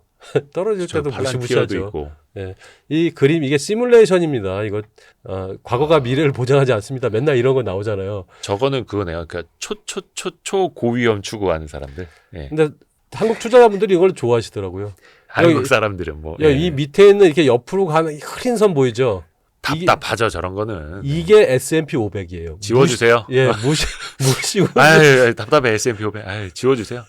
연평균 수익률 10%. 근데 이제 그것만 해도 워런 버핏이 이제 가장 훌륭한 투자 대상이다라고 이야기를 하지만 네. 지금 저거 로켓처럼 치솟는 네. 에고가 높은 5. 네. 너무 상반된. 네. 그러니까 여기 여기 변동성이 굉장히 큰 주식들입니다. 그런데 그렇습니다. 팔란티어 그다음에 엑손 엔터프라이즈 뭐 이렇게 했는데 요거 어디서 많이 보신 것 같지 않아요? 요거? PODD? 네. 아까 앞에서 보셨잖아요. 여기서. 설명 안 해주고 넘어가셨어요. 6월이면 올라간다. 네네네네. 네. 여기도 또 잡히더라고요. 그래서 PODD가 뭐예요? PODD가 저도 종목은 잘 몰라요. 그래서 우리 동료들한테 써달라고 그러는데 네네네. 저거다. 인슐린 자동적으로 넣는 회사예요. 의료기기 회사. 예. 요 추천주 아닙니다. 저도 네네. 적고는 있습니다만 그냥 한번 네네. 보려고 하는 거예요. 그래서 1분기 실적도 잘 나왔다고 뉴스에 나오더라고요. 전년 동기비로 뭐 매출도 한 30% 증가했다. 근데 저거는 이미 주가도 많이 오른. 네네네. 그래서 이제 그러니까 차트랑 다 같이 보시고 종합적으로 판단하세요. 뭔가 막 네. 밸류나 이런 거 보는 사람들은 도저히 손이 안 나가는. 네네. 팔란티어 좋은 회사인 건 다 알겠지만 네네. 나는 저 가격엔 못 사겠다. 네. 뭐 조정 받을 때도 마찬가지고. 네네. 그러니까 투자도 스타일이 있으시니까요. 그럼요. 그러니까 우리가 골프 프로의 폼을 다 따라할 수는 없잖아요. 내 몸 상태도 있고 그런 거니까. 낚시로 따지면은 거의 뭐 고래잡이, 상어잡이 하시는. 근데 팔란티어 같은 경우에도 네. 얼마 전에 크게 주가 조정 받았었잖아요. 네네. 그 4월 달에? 고점 대비 뭐 네. 몇십 %입니까? 막 네네. 떨어지고 무섭고. 네. 그러다 또 이제 손실만 확정하고 나오시고 이런 분들 많으니. 그러니까 에고래니까요, 에고. 종목 포트폴리오 이름이 에고. 어휴. 아무튼간 이거는 본인의 성향에 맞게 하더라도 또 근데 아주 한국에도 일부 에고를 좀 뽑아봤어요. 한국에도. 그래서 한국에서 에고. 많네요, 많아. 예, 어차피 전 데이터로 뽑아오신 거니까 그냥 참고로만 보시고 예. 이 한국의 에고 10종목은 코스피 200하고 코스닥 150 내에서 이제 뽑은 겁니다. 한국의 에고도 뭐 이게 뭐 불같이 타올랐다가 또 차갑게 식었다가 막 진짜 변동성이 장난 아니죠. 그리고 저희가 무슨 이렇게 남의 돈을 관리하는 자산운용사가 나는 자문사가 아니기 때문에 네네. 저희가 뭐 이렇게 뭐 여기 뭐 손님들 돈 모아서 그럴 일은 없어요. 그래서 요거는 어떻게 보면은 퀀트처럼 뽑아낸 컨트로 뽑은 겁니다. 그렇죠, 순수하게. 그렇죠. 예. 그래서 이런 식으로 뭔가를 찾아내려는 노력을 하고 계십니다. 네, 1년 반째 하고 있습니다. 그래서- 쉬지 않고 하고 있는데 네네네. 아직은 대박 성과를 못 치고 있는 것 같아요. 뭐 이게 쉽지 않죠. 미국에서도 그렇고 우리나라에서도 퀀트도 그렇고 다양한 뭐 여러 가지 기법 뭐 만들려고 하는 시도들은 많습니다만 그래서 저는 뭔가 단 하나로 모든 것 알 수 있는 건 나오지는 않는다고 저는. 그 대신에 조금이라도 확률 높은 거 이렇게 해서 계속 장기간 반복을 했을 때 조금이라도 가능성 높은 게 맞지 않을까 하여튼 좀 많이 배웠습니다. 제가 이 데이터 회사를 차린 이유가 우리나라가 전 산업 분야에서 미국 대비 가장 경쟁 여류에 있는 것은 저는 금융이라고 생각해요. 금융 중에서도 데이터에 기반한 의사결정. 그러니까 예를 들면은 금융 투자업에 팔란티어 같은 기업이 없잖아요. 그래서 그런데 한번 도전을 해봐야겠다. 그런데 1년 반 동안 정말 예를 들면 이게 생각만큼 쉽지 않구나 그런 생각들이. 지금 이게 이 그림 이런 차트도 다 백테스팅 결과들이에요. 이것을 이제 숫자로 표현하거나 뭐 그러면 되는 근데 거죠. 분명히 저 차트를 보시면 네네. 고점 대비 뭐 30%가 뭐 하여튼 막 반토막도 나요. 아유. 반토막도 납니다. 그렇습니다. 예. 그래서 여기가 보면은 이게 이 끝이 너무 높아서 그렇지 이 네. 중간에 이 과정에 걸리면요 아마 살아남지 못할 거예요. 그러니까 그 말이 더 네. 센 거죠. 여러분 이거는 뭐 추천주가 아니며 모든 투자는 본인 책임하여 하셔야 됩니다라는 말보다 고점 대비 저 반토막 날 수 있습니다. 네, 이 한마디가 이제 네. 투자 유의 네. 상황 이게 최고입니다. 언제든지 반토막 날 수 있죠. 오늘 재미난 이야기 많이 들었습니다. 제가 덕분에 많이 배웠습니다. 두루두루 전망도 그렇고 또 어떻게도 이제 투자를 하는가에 대한 또 고민도 같이 할 수 있는 시간이었습니다. 코어 16 조윤남 대표님과 함께. 감사합니다 대표님. 네, 고맙습니다. 고생하셨습니다. 네. 고맙습니다.